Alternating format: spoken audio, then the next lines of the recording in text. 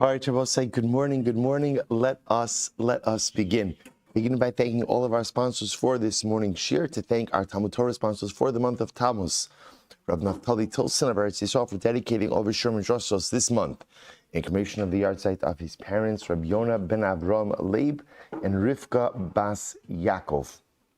As well as with Hakar Shatov to the entire shir, may we zoch emeretz Hashem to continue and to go through Shas together for many years to come. To thank our Daf Yomi sponsors for today, Ron and Leanne Myrovitz of Toronto, Canada, for dedicating the shir in honor of their sons' recent birthdays.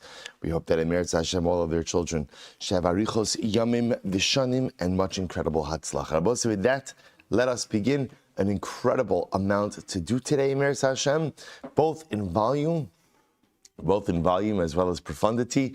Let's begin. Today's daf is Nun Vav 56. We are picking up at the Mishnah on Nun Hem Beis 55b. So the Mishnah says as follows: Lo haya sikrikun bi Yehuda baruge milchama. There was no din of sikrikun. Now, we'll say, what's a sikrikun? A sikrikun, Rashi says over here, sikrikun is ovid kochavim rotseach shenosein lo liyisrael karka bepidyon nafsho va'omer lo sa karka zu va'al timiseni. So we'll say a sikrikun is a non-Jew, an ovid kochav menakum, who is a murderer, who is threatening to kill a Jew. Essentially, what the Jew does is he gives the sikrikun property so that the sikrikun will leave him alone. That's the sikrikun. Fine. They both say, now there's one more piece to this, is that sometimes the sikrikun will actually pay for the property, but as we'll see, ultimately again, he often pays below, he pays below market. So the Mishnah therefore says that the din of sikrikun does not apply ultimately again b'haruge milchama, when people are being killed during war. Me'haruge milchama ve'elach, but from wartime and on, yesh ba sikrikun. There is a din ultimately again of sikrikun. Now we'll say, we'll define exactly in the Gemara what that means. Ketzad, what's the example? So how does this work? Lakach mi sikrikun v'chaz v'lakach mi balabais mekha batal. So let's imagine the following situation. You have Ruvain, right? Ruvain has land forcibly taken from him from the sikrikun. What does Shimon do? Shimon then goes ahead and comes to the sikrikun and he buys the property from the sikrikun, and afterwards goes ahead and buys it from Ruvain. Okay? So we'll say, what's talacha mekho batal? The transaction is void. Now, why is the transaction void?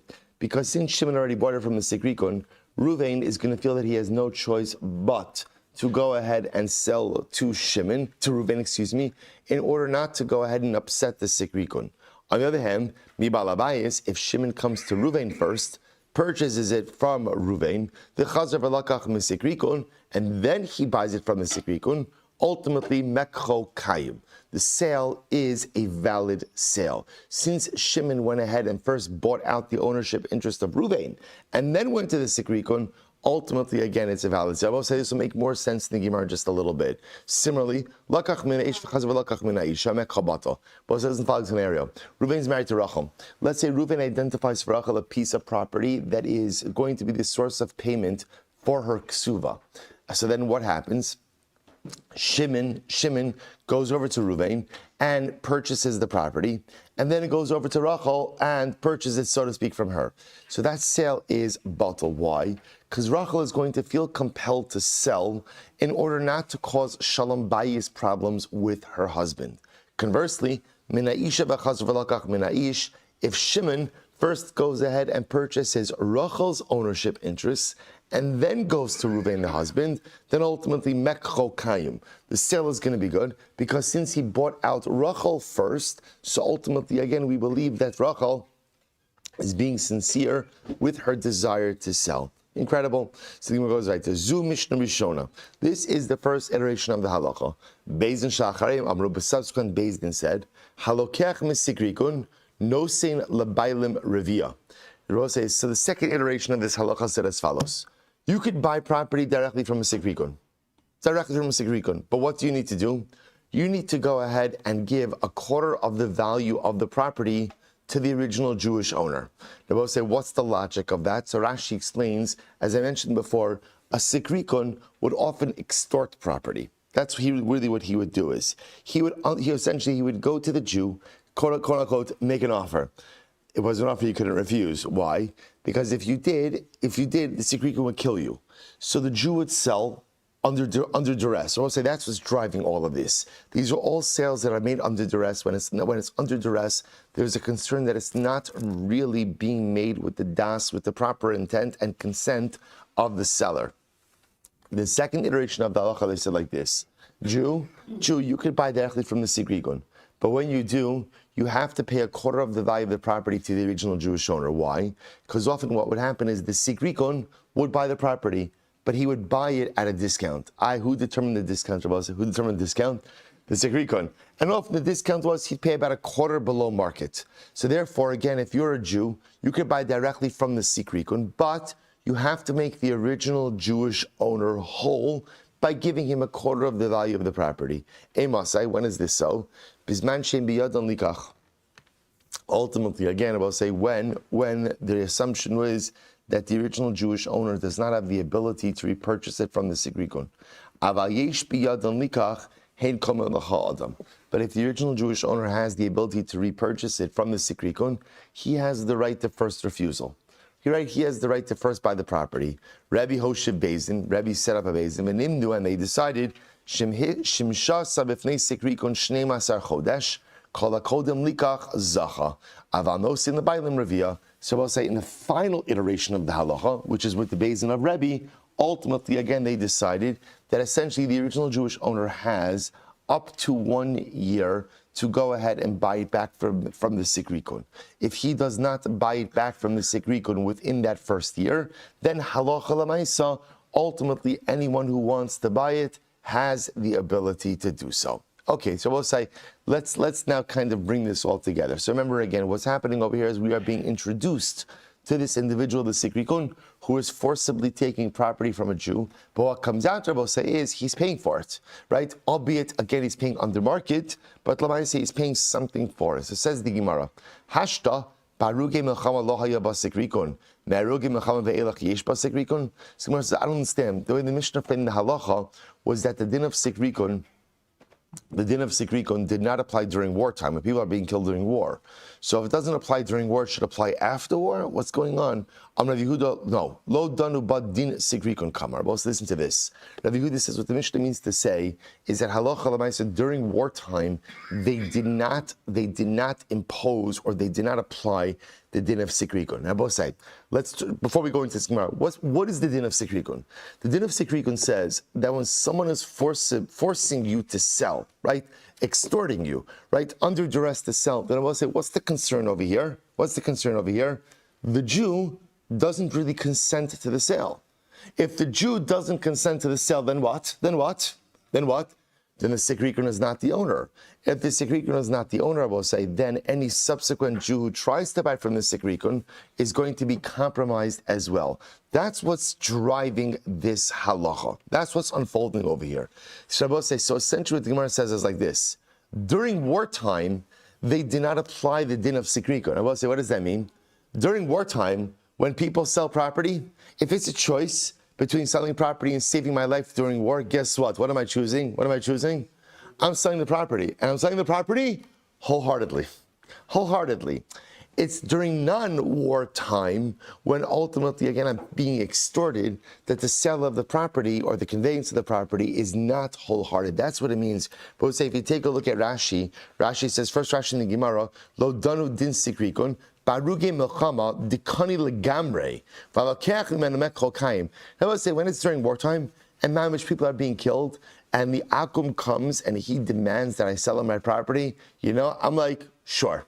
Absolutely. Here it is. Wholehearted. Pay me whatever you want to pay me, and we're done. Because that price is a price I'm very happy to pay when mamish people are being killed all around me. But I will say, but after wartime, when people aren't being killed, right? Then Lamai said that's when the din of sikrikon as espoused in the Mishnah applies. Because now this is an extorted sale. And as an extorted sale, ultimately, again, the halachos of the Mishnah are really in effect. Dan Rabbi Yassi, Gimel Gzeros Gazru. Supposed to listen to this. There are three different levels of Gzera against the Jewish people. I will say, first wide line, Gezerta Kamaisa, the original halacha, the original Gittin halacha, the original decree was, Kotalo Kotalik Talu. I will say, this is talking about during the times of the destruction of the second Beis Hamikdash. The original decree was that if you didn't kill a Jew, you would be killed. In other words, let's say there was such a level of decree against the Jewish people that literally everybody had to kill a Jew. And if you were a Gentile, you didn't kill a Jew, you would be killed. Mitziasa, the second decree was, called the katel laisi arba zuzi. If you killed the Jew, you'd be fined 4 zuz. We'll say 4 zuz is nothing. So in other words, things at least got a little bit better. In the second decree, it was illegal to kill a Jew, right? Now again, there wasn't really teeth to that legislation, but it applied. Basraisa, the final version of the decree, called the katel liktiluhu. Whoever ultimately again would kill a Jew would be themselves killed. It was a capital crime. Hilchach, so I'll say now watch this. Hilchach kamaisa mitziyasa kevan dekantli agav onse gamara makni. Say, during the times when the first 2 decrees were in effect, namely, if you didn't kill a Jew, it was a mitzvah to kill a Jew, and if you didn't kill a Jew, you'd be killed. Or decree number 2, where Allah say again, if you killed a Jew, was a very minor slap on the wrist. So we'll say, if an akum came and extorted your property, guess what?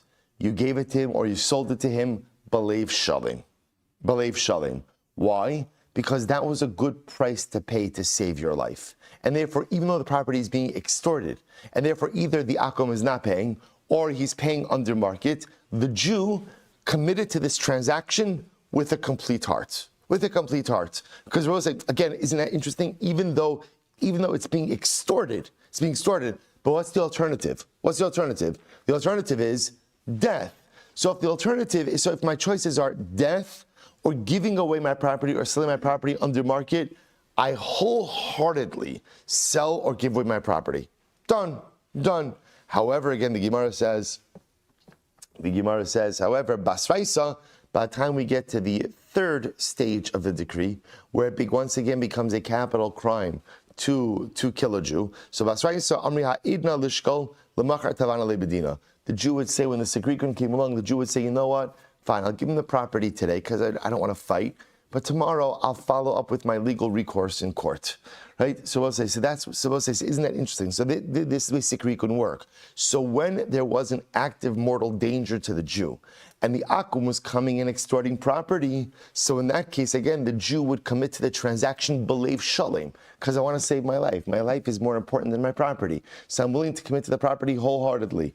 But again, by the time we got to the third iteration or third version of the Gzera, where again, it was a capital crime to go ahead and kill a Jew. So when the property was being extorted, the Jew would quote unquote agree to the transaction, but he wasn't really agreeing. He understood that ultimately, again, he was going to follow up with all legal means and recourses at a later date. Therefore, the transaction was not a valid transaction. That's where the Mishnah kicks in, Rabosai, that if in this third stage, if you as a Jew bought property from a Sikrikun that he extorted from another Jew, that's when again you have all of these different halachas. Is the sale a valid sale, not a valid sale? Do you have to compensate the Jew? All the various iterations of the halacha. Incredible. Now we'll say, here we go. I'm Rabbi Yochanan. Rabbi Yochanan says, "My dichsiv." What's the meaning of the pasuk? Ashrei adam mefachid tamid. Praiseworthy is the person who is always fearful. Umakshe libo yipol bera'ah. And he who hardens his heart will fall into terrible times. Now we'll say, what's the pasuk referring to? Ashrei adam mefachid tamid. We'll say, it doesn't sound good. Praiseworthy is the person who is always afraid. Afraid of what? We'll say, take a look at Rashi. Rashi says, over mefachid, doik liros hanolad, shelo ta'ara takala bekach im esazos. We'll say, what David HaMelech is referring to, understands the Gemara is, Ashrei adam mefachid tamid means, praiseworthy is the person who is always afraid of making a mistake. Now, we'll say, if you're always afraid of making a mistake, then what do? Then you think about your actions before you engage in them. Right? We'll say, you are roa es hanolad. If I know that at any given moment I can make a decision that results in some bad realities, What that means is I am going to think before I act. I'm going to think before I do. That's the Ashrei Adam Afachi Tamid. Praiseworthy is the person who is always afraid of making mistakes, for he will think before he acts. So I will say this is the introduction. This is the introduction to the Kamsa and Bar Kamsa story. So I will say, listen to this. Akamsu Bar Kamsa Chaver of Yerushalayim. Because of the story of Kamsa and Bar Kamsa, Yerushalayim was destroyed. Atarnagola V'Tarnagolsa Charav Tur Malka. Because of a chicken and a rooster, right? A hen and a rooster, Tur Malka was destroyed. That'll be tomorrow's daf.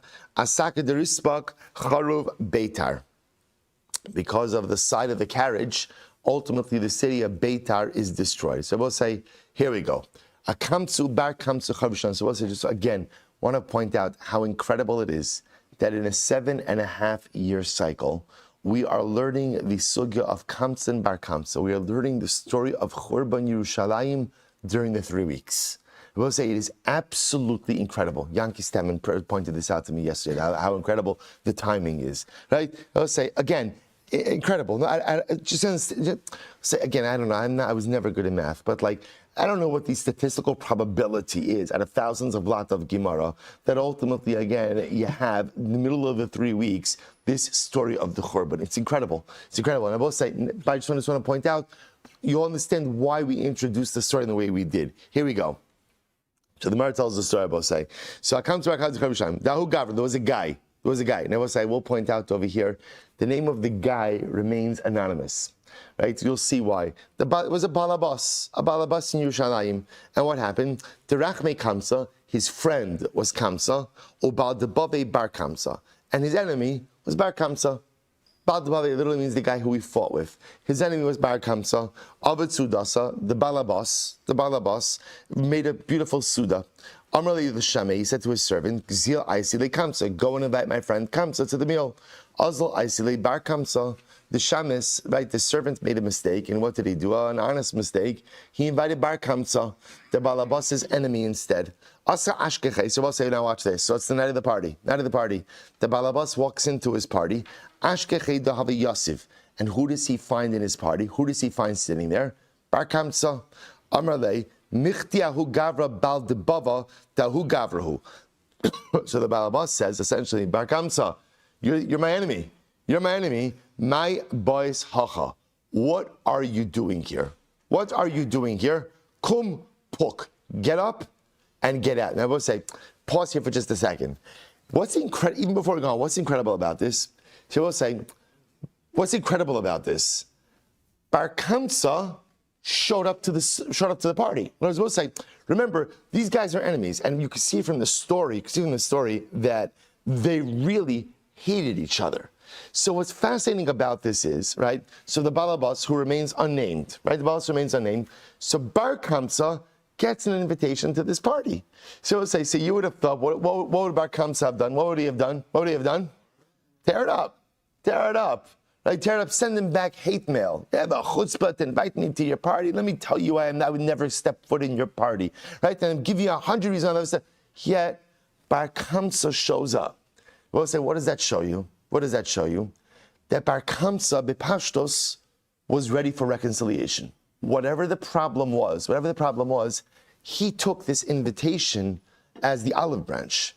He took this invitation as an opportunity for reconciliation, which I will say amplifies the profound tragedy of this story. So Bar Kamsa sitting in this meal, thinking that a reconciliation is ready, right? That they're literally is going to reconcile. Who knows how long these guys have hated each other for? Bar Kamsa comes to the meal, puts on his best suit, right? We're gonna finally, what is the lashon? Bury the axe? Not bury the axe. Bury the hatchet. We're gonna bury the hatchet. Same thing, right? Bury the axe, right? Right? We're gonna bury the thing, right? We're gonna bury the zach, right? We're gonna be finished with this, and we're finally going to move on in life. And what happens? Balabas season says, get out. Amrle, Hoavasan, Shafkan, so both say is incredible. Now, Bar Kamsa doesn't want to make a scene. So Bar Kamsa, listen, I'm here already. Do me a favor. Don't throw me out. Just let me stay. I'll pay you for whatever I eat and drink. Keep a tab. You don't have to spend any money on me. I'll pay you for everything. I will say once again, you see in Bar Kamsa doesn't want to make a scene. Top of Nun Vav. Amrle, lo. Balabas says absolutely not. Amrle, Yahiv Nalach me paga de Sudasech. To which Bar Kamsa says, fine, I'll pay you for half of the Suuda. Again, incredible. I will say, you guys are going to see this was a big Suuda. This was a big thing in Yerushalayim. I'll pay you half. Amrle, lo. Balabas says, get out. Amrle, Yehivni lachtame kula sudasech. I'll pay you the whole sudasech. Again, the story is such a tragic one because you feel the humiliation of Bar Kamsa. You feel it, I will say. In other words, just get up and go. Just get up and go. Obviously, for him, it was so humiliating what was happening. First of all, again, this whole, Bepashtos, say, how like sometimes you hear people arguing and you're like, why can't you just do that in private, right? Why just, or keep your voice down, right? You ever been like, sometimes you see this, like even couples who don't know how to argue discreetly, right? Sometimes it happens. Just why do you have to do that here, right? Why can't you just do that quietly? Right? So I'll say, what's incredible is this is not quiet. This is not quiet. So Bar Kamsa is trying to de-escalate, right? Bar Kamsa trying to say, just can you just leave it alone? I'll pay for the whole Suda. I'll pick up the entire tab of everything. Amar lo. Bar Kamsa says no. But say finally reaches the point, nakte biadeh v'ukme v'afke. The Balabas actually physically takes Bar Kamsa and removes him from the Suda, kicks him out. But say this is the story. So Amar so Bar Kamsa now has been publicly humiliated. Amar Hoil Bahava Yasvi Rabbanon Velo Machube. So we'll say apparently this guy, this Balabas, who remains unnamed. He remains anonymous. Now the truth is, the Rishonim point out, why does he remain anonymous? Why should, in other words, we name the parties, we name Bar Kamsa, so I will say this guy committed such a terrible avera that the truth is his name is obscured from the Gemara almost to protect his identity and the identity of all of his future generations. We'll say, so his name, but obviously he was someone of incredible importance. How do you know that he was important? Because we'll say the leading Rabbanim of Yerushalayim were in attendance at this Su'udah. Bar Kamsa says, the Rabbanim are there. The Rabbanim are there. Yet the Rabbanim didn't say anything. Shmamina kanechaluhu. So we'll say, obviously, if the Rabbanim are there and no one's saying anything, so Lamaisa again, it must be that they're okay. Must be that they're okay with this. So I'm going to literally again go and deliver a slanderous report to the Caesar. So I will say, so again, there's so much to unpack in all of this. I will say how silence is complicity. When you see something wrong occurring, I will say, if you do absolutely nothing, then ultimately, again, then you're participant. Then you're participant in the wrong. So the rabbis see another Jew being humiliated. And I will say, now, by the way, is it possible they didn't see? Sometimes in life you think other people see what's going on. They don't necessarily see what's going on. But in any event, Bar Kamsa was convinced that the Rabbanan saw what was happening and ultimately, again, did absolutely nothing. He feels, therefore, again, I will say, not just hurt and humiliated by the host, but he feels hurt and humiliated by Klal Yisrael. Klal Yisrael, the Rabbanim were there, they didn't do anything, they're a participant in this, I'm going to go to the Caesar. Azul Amrale L'Kaisar, Mardu B'chal Yudai. So he goes to the Caesar, he says, Caesar, the Jews have rebelled against you. Amrale, Mi Yemar. The Caesar says, who says? That's a pretty strong claim. Prove it. So ultimately, I'll show you. Send the carbon to the base of Mikdash. See if they offered it. Now, both saying, I remember again, you could offer up carbon of some non-Jews in the base of Mikdash. Ultimately, the Beis Hamikdash will say we forget about this, but the Beis Hamikdash was not just a place of importance for Klal Yisrael; it was a place of importance for the entire world. Even the nations of the world had the opportunity to have their karbanos offered up. So Bar Kamsa says to the Caesar, "Try it. Send a carbon. See if they offer it or not." Azul Shadr Biyadeh Egla Tilsa.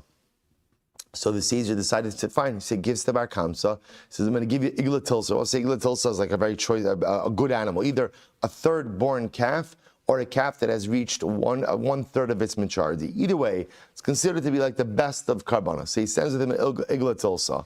So bahadi the kaasi shadi b'muma. So Bar Kamsa, of course, is going to sabotage this. So what does he do? He inflicts a mum on the animal. But it will say b'niv svasayim. So some say split the lip of the animal, others say cause an injury in the eye. Now we'll say Bar Kamsa was very smart. What did he do? He inflicted a mum on the animal in a way that for the Goyim, right, for the Goyim, because remember again, we'll say, by the nations of the world, they also have sacrifices, and they also have the concept of a mum, right? You're not going to just sacrifice any animal to your deity. So what he did is he inflicted the type of mum that for the nations of the world would not be a mum, but for us would. It's this very slight mum, a split lip, an injury in the eye. So what happens? So now, can you imagine the scene? First, white line and vowel out. Can you imagine the scene? The carbon of the Caesar arrives in the Beis Hamikdash. But say, what do they see? It has a mum. So Savar Rabbana lekruve mishum shalom malchus. So originally the Rabbana said offer it. It's sakanas nefashos. I would say shalom malchus means peace with the monarchy. This is not just peace with the monarchy. This is sakanas nefashos, right? Offer up the carbon. This is an existential threat to Klal Yisrael if you do not offer up the carbon of the Caesar. Offer it up. Rabbi Shmuel Silber said you can't. Yomru balei mumin craven legab mizbeach. If you offer this up, people are going to think that blemished animals could be offered up on the mizbeach. Fine, we're not going to offer the carbon. We should kill Bar Kamsa. Rabbi say, now why are you permitted to kill Bar Kamsa? Because Bar Kamsa is a moser. Right? Bar Kamsa is a Jew who hands over other Jews to a despotic government. I will say, I just want to point out, not a topic for today, we use the word Moser in many wrong contexts contemporarily, right? So Moser ultimately, and we think anytime a Jew contacts the authorities about other Jews, that they're a Moser. I will say that is incorrect. There are situations where a person is obligated to go ahead and involve law enforcement. Someone else poses a danger towards other people, so there is a halachic obligation to go ahead and involve law enforcement. The concept of Mesira represents handing over Jews to a despotic government for no legitimate reason. They say that's what Mesira is. They said Bar Kamsa is a Moser. Bar Kamsa is a Moser. He is trying to go ahead and hand over Klal Yisrael to the hands of the Caesar despotic government. So we should kill him. So Amar Lahu Rabbi Zechariah, Yomi Matil Mum Bakachim Yerek. So also you have to understand that most people did not know the story of Bar Kamsa, right? They did not know what happened. Rabbi Zechariah ben Avkalo said, if we execute Bar Kamsa, people are going to think, why is he being executed? Why is he being executed? For the sin of inflicting a mum on a carbon. People didn't know the context, and they're going to think that inflicting a mum on a carbon is punishable by karis, is punishable by misa, by death. So Rabbi says, so what happens? What do they do to Bar Kamsa? What do they do? Nothing. So they don't offer the carbon, they don't kill Bar Kamsa. Then Rabbi say, the unwritten part of the story is what? So what happens? Bar Kamsa goes back to the Caesar and says, I told you they rebelled against you because look, they did not offer up the carbon. Rabbi Yochanan, so Rabbi says, this is a strong Gemara. Rabbi Yochanan says, An Visanusal Rabbi Zechariah ben Avkalos, Hechriva es Beisenu, Vesarfa es Hechalenu, Veglisanami Artsenu. Rabbi say this is a very strong Gemara. Now, An Visanuso literally means the humility. The humility of Rabbi Zechariah ben Avkalos destroyed our home, right? Literally incinerated our Beis Hamikdash and exiled us from Eretz Yisrael. So as for Rabbi Yochanan feels that the blame for the Churban, so to speak, lies at the feet of Rabbi Zechariah ben Avkalos. Rabbi said, what does it mean, his humility? So Rashi points out, this is the last wide line on top, and Rashi, An Visanuso, Savlanuso. Rashi understands An Visanuso not as humility, but rather as what? As patience. Savlanut.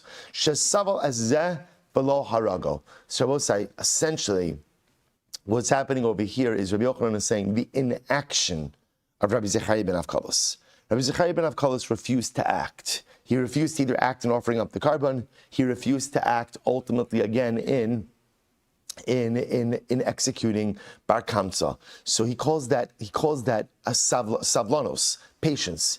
He was too patient with the decision. We'll say, no, sometimes patience is good.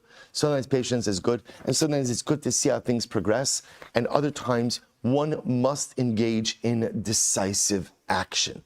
And we'll say, sometimes we are too patient with the circumstances of life. And sometimes what life demands is not patience, but what life demands ultimately is decisive action. Rabbi Yochanan says, Rabbi Zechariah ben Avkalos, you failed to act. And your failure to act, your failure to engage in decisive, dynamic activity, ultimately is what sealed the fate of Klal Yisrael. Then I will say, that is a very sweeping condemnation of Rabbi Zechariah ben Avkalos. Again, there's so much to say in all of these Gemaras. The Chassam Sofer says something amazing, just very quickly. The Chassam Sofer says, it is wrong to indict Rabbi Zechariah ben Avkalos. Let's listen to this. The Chassam Sofer says something amazing. He quotes the Mishnah in Pirkei Avos, Rabbi Yochanan ben Zakkai's Talmidim, right? Rabbi Yochanan ben Zakkai says Talmidim, Su'u u'ru'u lahem derech yishara, right? What's the right path in life? And one of the Talmidim of Rabbi Yochanan ben Zakkai says, Haroa es hanolad. Life is about seeing what is going to unfold. The Chassam Sofer advances an amazing idea. The Chassam Sofer says, you could only be roa es hanolad, you could only see the future or anticipate what is going to happen for things for which you have a frame of reference. Chassam Sofer says, if you have no frame of reference for something in life, there is no way you can plan for it, no way you can say. This is why, again, we all have you ever have like this situation in life where something happens and you're like, I never saw that coming. I could have never anticipated that would have occurred. So even if I'm the kind of person who is roa es hanolad, if something is just a total outlier, never happened before, I can't plan for it. The Chassam Sofer defends Rabbi Zechariah ben Avkalos, and he says, never in the history of the Jewish people has something like Bar Kamsa ever occurred. Rabbi say, have there been Jews who fight? Have there been Jews who fight? Every day. Are there Jews who get offended? Absolutely. Are there Jews who threaten to do terrible things? Unequivocally. Has there ever been a Jew who has done what Bar Kamsa did? Absolutely not. So I will say, in defense of Rabbi Zechariah ben Avkalos, Chassam Sofer says, what did Rabbi Zechariah ben Avkalos, what did he think was going to happen? What did he think was going to happen? What did he will say, if you're Rabbi Zechariah ben Avkalos, what do you think is going to happen? He's going to calm down.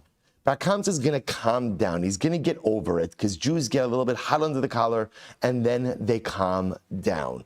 Rabbi Zechariah ben Avkalos never expected that Bar Kamsa was actually going to go back. That's Rabbi Zechariah ben Avkalos is telling to the other rabbinic colleagues, guys, calm down. It's going to be fine. You don't have to offer up the carbon. We don't have to kill Bar Kamsa. He's just another irate Jew. But I say, do you know how many irate Jews there are? Right? I could actually give you a list, right? And that's just like, right? I say, so again, he's going to calm down. He's going to calm down. So Chassam Sofer says, you could only anticipate that for which you have a frame of reference. Don't indict Rabbi Zechariah ben Avkalos for the Korban. But yet, Rabbi Yochanan does. Well says Kavaiter. Shadar alayhi says, so sure enough, the Caesar is now incited against the Jewish people. Shadar alayu l'Nero Caesar.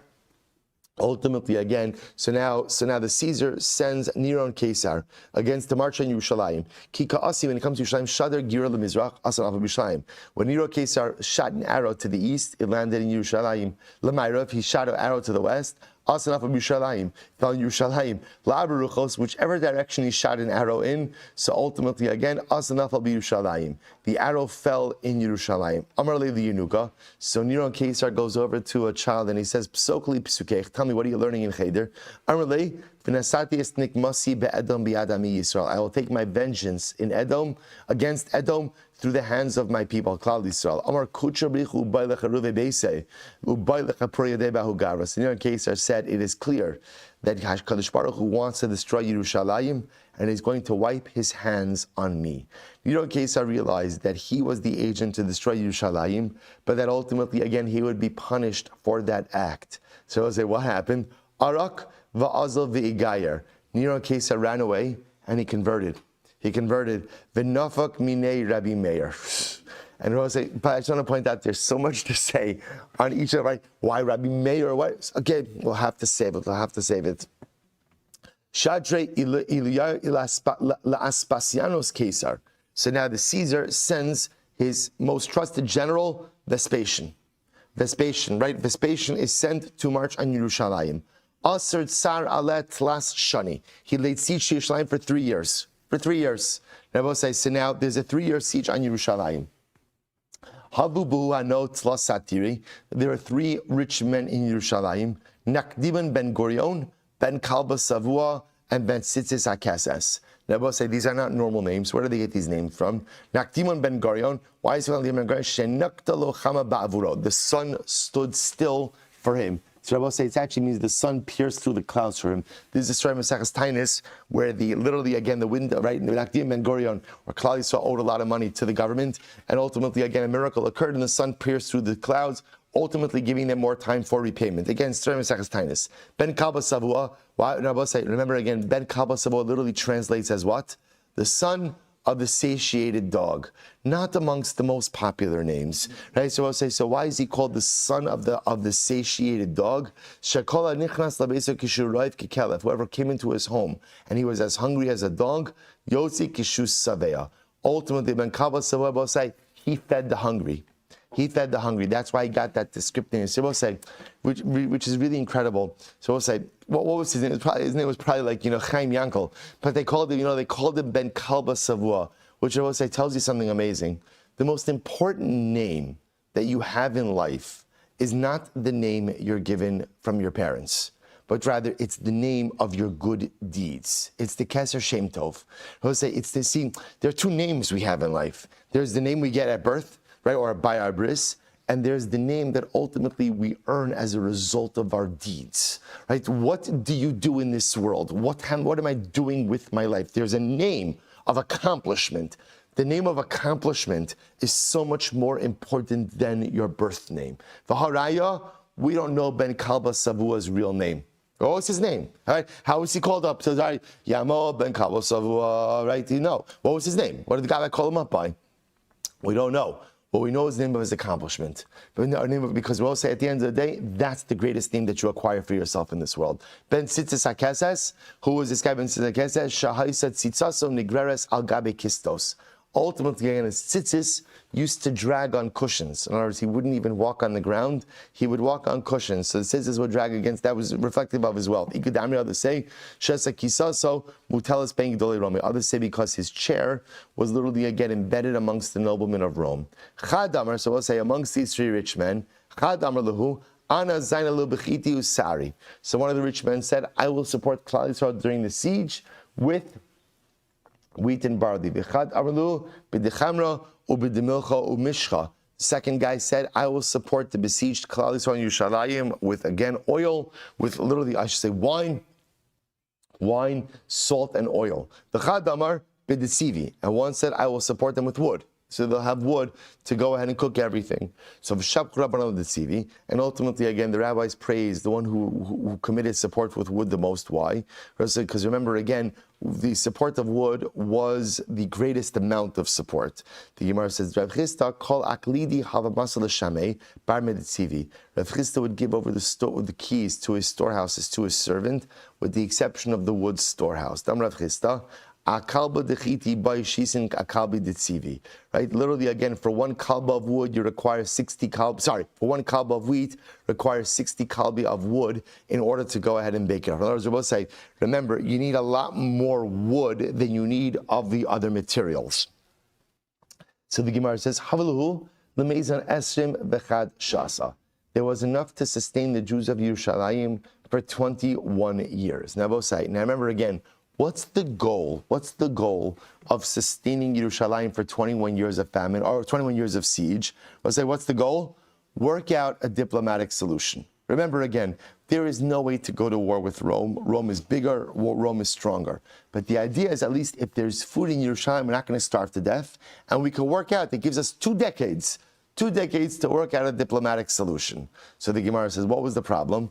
Havabuhu Hano Bar Yoni. There were these baryonim. Now we'll say, what's a baryoni? Rashi says, Anoshim reikim upochsim lemilchama. Empty people who want to fight.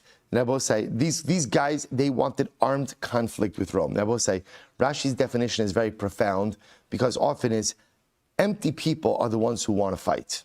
In other words, we'll say, thoughtful people want to negotiate solutions. Empty people are always looking to fight. So that's the Baryonim.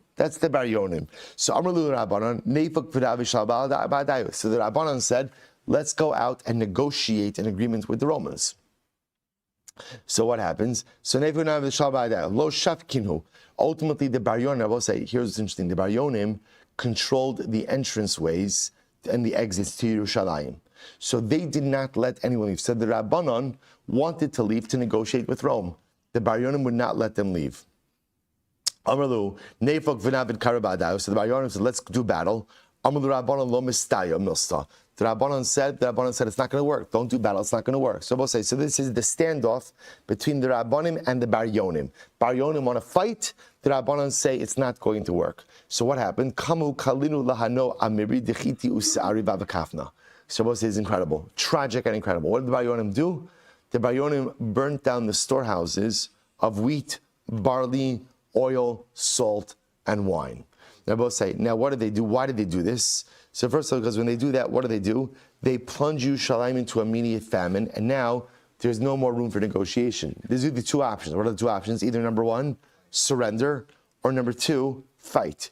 The Baryonim assume that the Jews are not going to want to surrender, so therefore, by definition, the fight. I both say, I just want to point out, do you know what the heartbreaking reality of the Churban of the Beis HaMikdash is? The heartbreaking reality is we did it to ourselves. Remember again, how does the story start? The story starts with Jew against Jew, Sinas Chinam. It's Bar Kamsa. And I will say again, we always put on Bar Kamsa. It's not just Bar Kamsa, the unnamed Balabas, and Rabbanim. Why didn't you do anything? You see a Yid being humiliated and you don't do anything. How do you sit idly by? And then I will say again, who burns down? It wasn't some Roman infiltrator that burnt down the storehouses. It was us, I will say. The Romans didn't destroy the Beis HaMikdash. We destroyed the Beis HaMikdash. The Romans didn't destroy Yerushalayim. We destroyed Yerushalayim. I say it's absolutely overwhelming.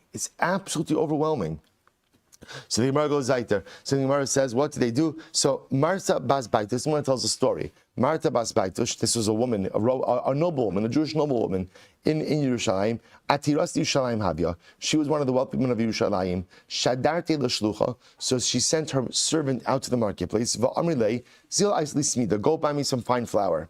So the azal is dabin. Asa amrlu smida leka chiyura ika. So the servant comes back. He says, Martha, there's no more fine flour, but there's white flour. Amrle, good. Zil aisile, go buy me white flour.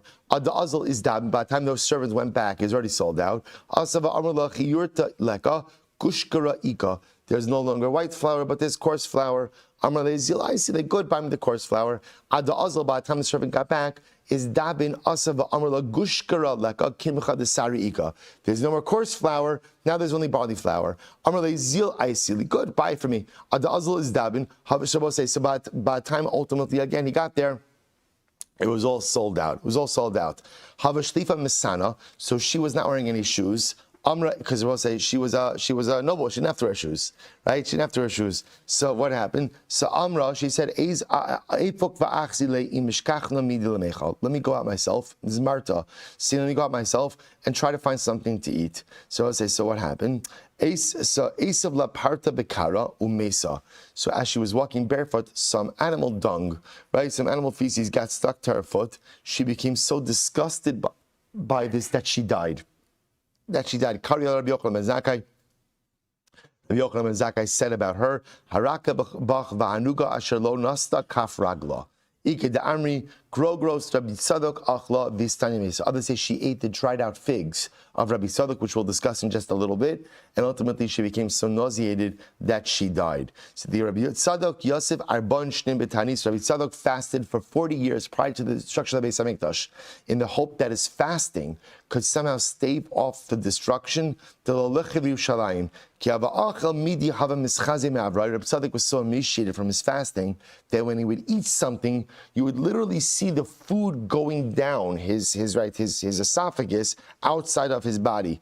Bari, when he would try to heal himself after he would fast, Ma'isila grogros, Mayitz Mayu V'shadilahu. ultimately, again, I will say, what would he do? He was so emaciated and so weakened that in order to give himself some sustenance, they would give him a fig. He would suck the moisture out of the fig. So I will say, this sucked out fig, right, is what Martha found, and she ate it because there was nothing else to eat. But she was so repulsed by it that she died as a result. As Martha Bas Baitus was dying, as she was dying, ultimately again, afikta l'chol dava v'kaspa. She took out all of her gold and silver. Shadisa b'shuka. She threw it out into the marketplace. Amra hay lemay mi boyeli. She says, "What do I need this for anymore?" Behind the is the meaning of the pasuk. Kaspam bechutzos yashlichu. What says the pasuk in Yecheskel says that literally again the circumcised will become so terrible that they will throw their wealth into the street. So we'll say, I just want to point out before we go on. What's the Musar Haskell in that story, right? It's such an interesting story that ultimately, again, she goes ahead and tells her servant, get me flour. He says, no more this flour, right? Comes back. By the time he goes back and forth, see, I will say, there's an incredible Musar Haskell in this, which is that sometimes in life, a person has to stop asking questions and a person just has to do, right? Has to act, right? Don't ask, just do. Every single time the servant loses out on the opportunity to purchase some form of sustenance because he's always going and checking back. What should I do? What should I not do?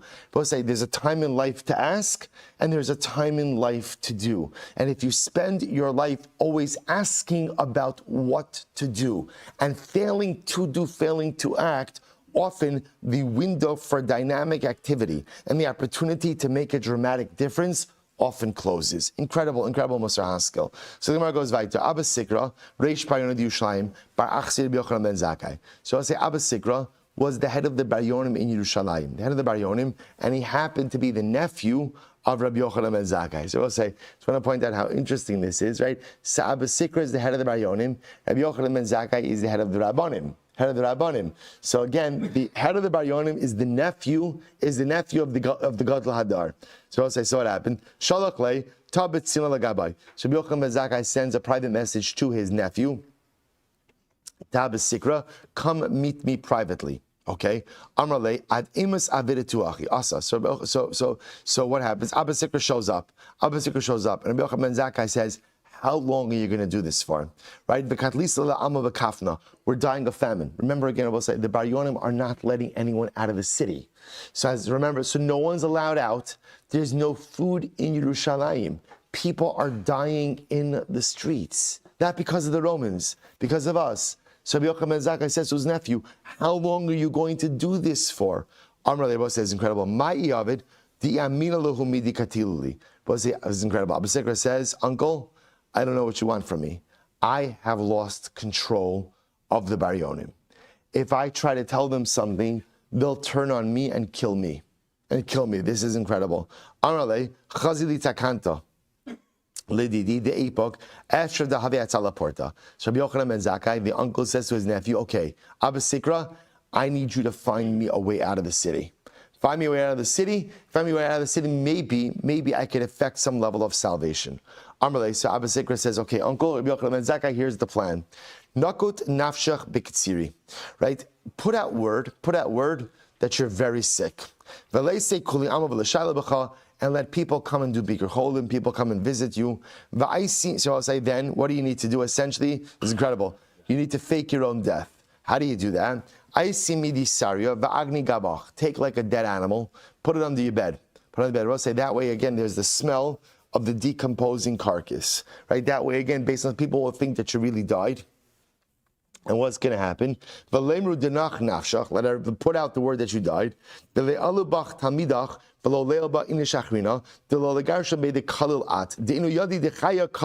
say first one line on the bottom. And then what happens? But make sure it's only your students who carry your funeral beer, right? Because everyone knows, we'll say that a living person is lighter than a dead person. We'll say lashon of like a dead weight, right? A living person, by definition, what's the lashon of?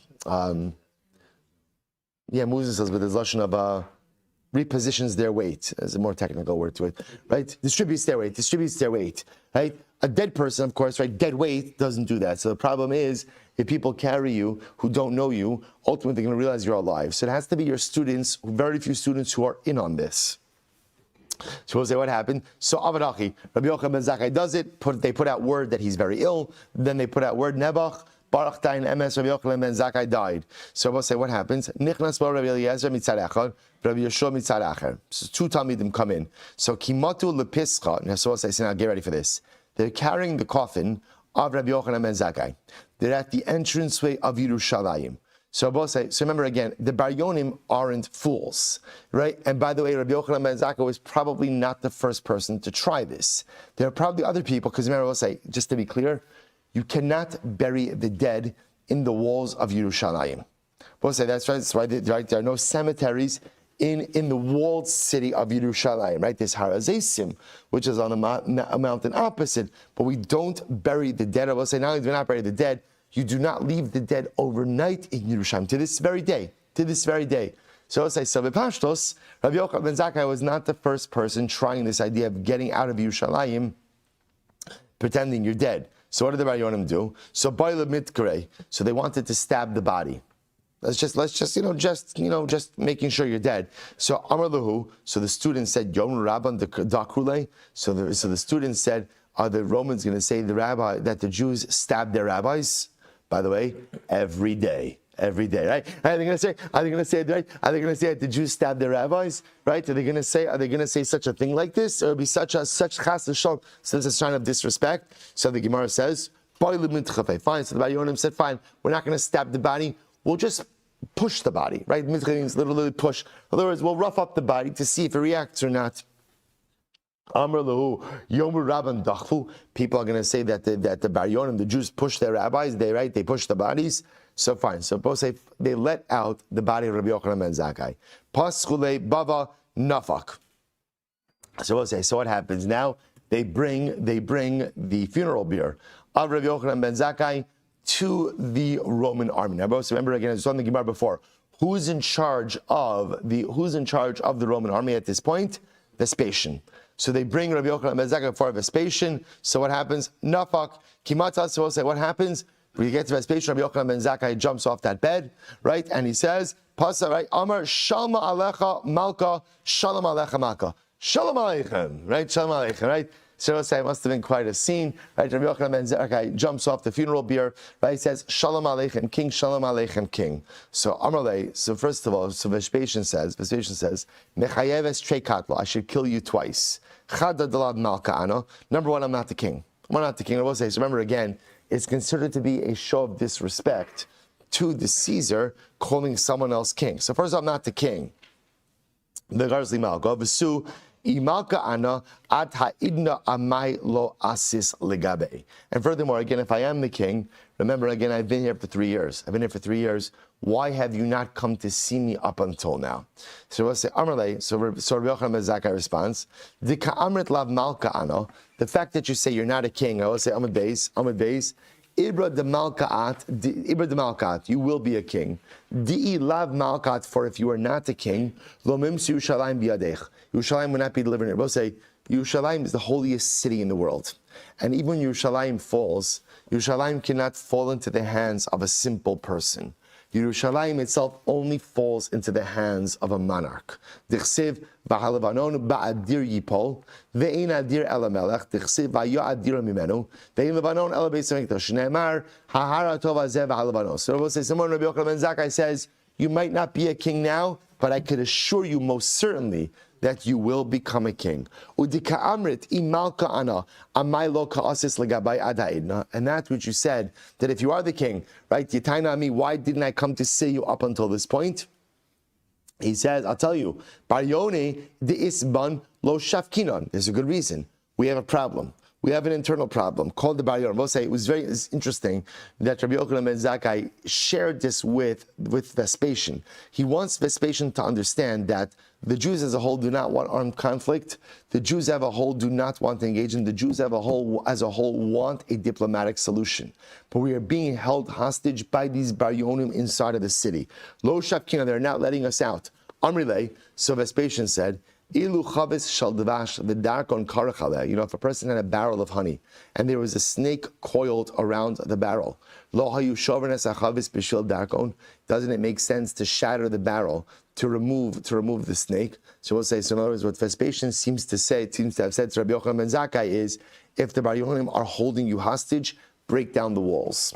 Break down the walls if you try and find another way out. Ishtik. So Rabbi Yochanan ben Zakkai had no retort to this statement. So Rabbi Yosef said, Vitim Rabbi Akiva, Meishiv Chachamim Achar, V'daita Misakel. So they said about Rabbi Yochanan ben Zakkai in this pasuk that literally, as a result of just the catastrophic circumstances unfolding, so ultimately Rabbi Yochanan ben Zakkai lost his wisdom. Meishiv Chachamim Achar, literally again, he turns the Chachamim around, V'daita Misakel, and their knowledge will be corrupted. Rabbi Yochanan ben Zakkai, you could have responded. What could you have said? Shaklina savsa, the shaklina le ledarkon vekatlina le, the chavisa shavkina le. No, Vespasian, that's not correct. If there is a snake coiled around the barrel of honey, you don't break the barrel. Rather, what do you do? You take a pair of tongs and you remove the snake. In other words, that we looked for a way to exit the city without smashing the walls, right? We want to keep the walls intact. So we tried to negotiate a bit more of a sophisticated exit from the city. Okay, so we'll say, as they're talking, we'll say first of the intermediate lines, Adahachi, Asa Pristaka Ale Merome. As they're talking, a messenger from Rome comes. Arale kum de misle Caesar. So ultimately again, and he says to Vespasian, the messenger says to Vespasian, arise, Caesar is dead. The Roman Senate has voted, and they have voted to confirm you as the next Caesar. So I'll say this is literally as Vespasian is talking to Rabbi Yochanan ben Zakkai. So ultimately, again, Vespasian was wearing one shoe. He wanted to put on his other shoe. He couldn't put on a second shoe. Then he wanted to take off the first shoe. He couldn't take off his shoe. So Amar my high. So Vespasian says to Rabbi Yochanan, what is this? What's going on with my shoes? Amar le, lo titztar, don't be upset, this is understandable. Shmua tova asilach. This is a result, ultimately, again, of the good news that has just come to you. Dichsev, Shmua tova tedashen etzem. We'll say literally again, so good news makes the bones swell. Makes the bones swell. As well say, sometimes when a person has good news, literally again, not only does the ego swell, but the body swells. The body swells as well. Elamaita kante, I will say this is incredible. So how do you take down the swelling? Look at someone who you don't like. Look at someone who you don't like. Bring him before you. So Vespasian found the guy he didn't like, brought him before him. Sure enough, again, the swelling went down. I will say much to say about that as well. So Vespasian said to Rabbi Yochanan ben Zakkai, you're clearly a very wise man. Why have you not come to me until this point in time? So the Gemara says, I told you, the Bar Yonim. Vespasian said, I also told you what you should have done. Amrle Mazel Azolna. So Vespasian said, I'm now going to be leaving because I now have to go back to Rome. I am the new Caesar. The Inish Achrina Mishadrina, and someone else is going to be sent here. So Vespasian, obviously very impressed with Rabbi Yochanan ben Zakkai, says to him, I'm leaving, but here's what I'll do. Before I go back to Rome, ask me for something and I'm happy to give it to you. Amrle, so Rabbi Yochanan ben Zakkai asks for three things. Number one, remember again, number one, the Beis Din had already resettled to Yavne. So he says Sanhedrin. So he says, give him, spare Yavne. We'll say, what is Rabbi Yochanan ben Zakkai trying to do? He's trying to ensure the continuity of Torah leadership. So spare the Rabbanim of Yavne. That's number one. Vishushilta de Rabbi Gamliel. Spare the family of Rabbi Gamliel. Rabbi Gamliel was a direct descendant of David HaMelech, the Nasi. Spare the Davidic family. Ensure continuity of the Davidic line. V'asvasa demasin de Rabbi Tzadok. And give me a doctor for Rabbi Tzadok. Most Rabbi Tzadok, as we were talking about before, was fasting for 40 years before the Charbon. Now, why Dafka Rabbi Tzadok? We'll see. Shabbos, now listen to this. So these are the three things that Rabbi Yochanan ben Zakkai asks of Vespasian. And by the way, Vespasian gives him all three. So Karav Rabbi Yosef Yitin Rabbi Akiva. So what's Rabbi Yosef? This is Rabbi Akiva. Say Rabbi Yochanan ben Zakkai. Meshiv Chachamim Achar V'Daita Misakel. So we'll say essentially now Rabbi Akiva takes issue with Rabbi Yochanan ben Zakkai, and he says, Rabbi Yochanan ben Zakkai, what did you do? What a missed opportunity. If Vespasian was telling you you could have something, what should you have asked him for? What would you have asked him for? Vespasian, go home. That's what I'm asking you for. Turn your army around. And Rabbi Yochanan ben Zakkai, again, you asked for three small things. Give me the family of Rabbi Gamliel, and that's Rabbi Tzaddik. You could have asked for Vespasian to spare Yerushalayim. Shabbos say, why didn't Rabbi Yochanan ben Zakkai do this? V'hu savar dilma kuli hay lo avid v'atzala porta nami lo havi. What was Rabbi Yochanan ben Zakkai afraid of? Rabbi Yochanan ben Zakkai was afraid of say is that with a guy like Vespasian, you get one chance. Maybe if the request was too big, Vespasian would have said no, and then what? And then what? They would have gotten nothing. So Rabbi Yochanan ben Zakkai also knew that he could have asked to spare Yerushalayim, but he was scared that if the answer to that was no, he would have lost it. So therefore he asked for three small things. Rabbi Akiva says, Rabbi Yochanan ben Zakkai, what a foolish mistake. You could have saved Klal Yisrael. Rabbi say, who's right? Who's right? Who's right? We'll never know. We'll never know. What would have happened had Rabbi Yochanan ben Zakkai asked to spare Yerushalayim? Would Vespasian have granted that or not? So Rabbi say, who knows? I will say this is what it means to live in the post-prophetic era. What it means is sometimes we have to make decisions and we have to make a call, and you don't know, is it the right call or not? But all you can do in the post-prophetic era is make the best decision you know how with the information you have at hand. Rabbi Yochanan ben Zakkai made the decision he felt he needed to make. Could he have saved Yerushalayim, not saved Yerushalayim? I will say that we will never know. We'll never know, at least until Mashiach. I will say, all right, we have to stop over here. Literally, again, middle of the Ma'aseh Mirat Hashem. We're going to start at 3:30 tomorrow morning. All right, now we'll start promptly at 5:45. We'll be all right. It moves. No, it doesn't move quickly. But all right, we'll say 5:45 tomorrow. We'll say Mirat Hashem tomorrow to be continued. Incredible Gemara. All right, Chavran Zoom. Have a great day, everyone.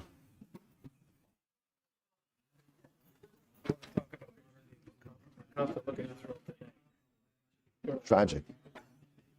It's pretty scary. I was there for the last 2 months. Pretty scary. Tragic. They need to talk. Each side, whatever, each side sort of Entrenched.